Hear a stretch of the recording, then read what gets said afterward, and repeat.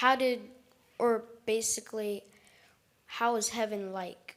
Like, what is it like? Like, what's the basics? What do you do there? This is a hard one for you, Frank. I'm not exactly sure, but I have heard a rumor that Chick-fil-A is open Sunday in heaven.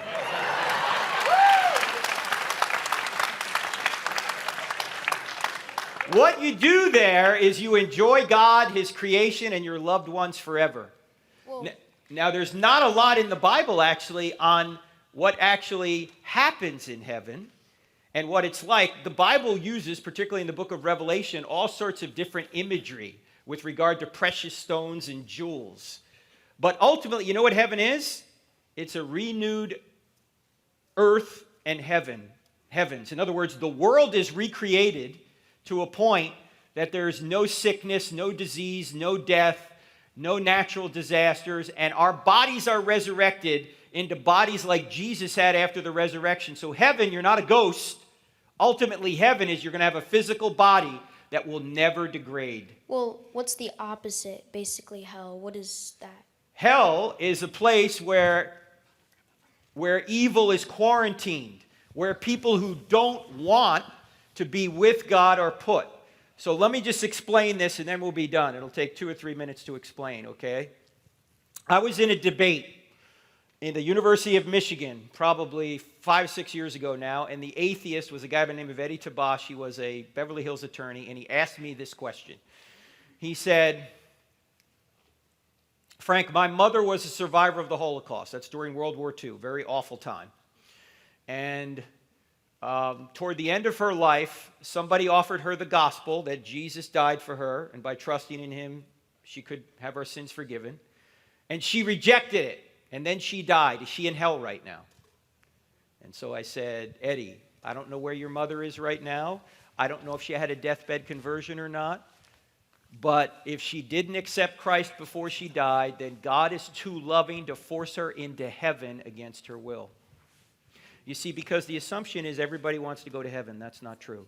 There have been people running from Jesus their entire lives, and Jesus is in heaven, so what's he going to do after they die? Go, hey, where are you going? You're with me now. That would not be loving. You say, well, what's all this business about hell, being separate from Jesus? Well, let me ask a question of this, and this will be good advice for you a little bit later. I asked the University of Michigan audience this question. I asked it of the ladies. So ladies, I'm going to ask you this question. Ladies, have you ever had a man pursue you whom you did not want to date? Some of you are going, yeah, and he's sitting next to me right now. He will not leave me alone. Whenever I ask that question, the ladies giggle and the men look at their shoes. Like, is she looking at me right now? Well, ladies, suppose this man continues to pursue you. He continues to pursue you. He keeps asking you out. You finally go, look, I like you, but only as a friend. Ladies, why don't you just stick the knife in and turn it? Every man has heard the dreaded friend rejection. Gentlemen, this is for you later. If you ever get the dreaded friend rejection, move on. She's not interested. In fact, gentlemen, I have some shocking news for you. She doesn't even like you as a friend.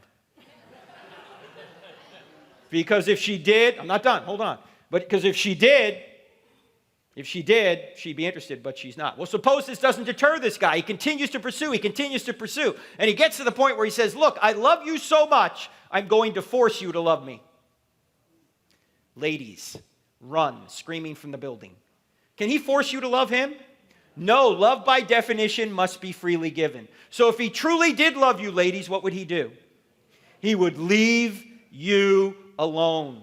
That's what God does for us. He sends us cards, letters, and flowers. He sends us creation. He sends us Christ. He sends us conscience. He sends us a Bible. He sends us Colonial Heights Baptist Church. He sends us, if you're a Muslim in a far-off land, he may send you a dream or a vision. And if he does all that and you keep saying, no, I don't want you, God will leave you alone. That's what hell is. You're separated from God forever by your own choice.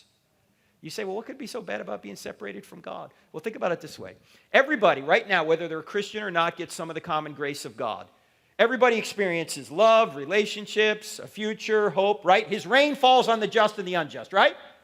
But I want you to imagine a place where there is no love, where there is no hope, where there is no future, where there's just stone, cold, narcissistic self-absorption. That is Washington. No, I'm just kidding. I'm sorry. And it's been that way a long time, ladies and gentlemen. That is hell. You're separated from the ultimate source of goodness by your own choice, and then it's all about you. So hell is a place where people go who don't want God. And they're separated from people who do want God.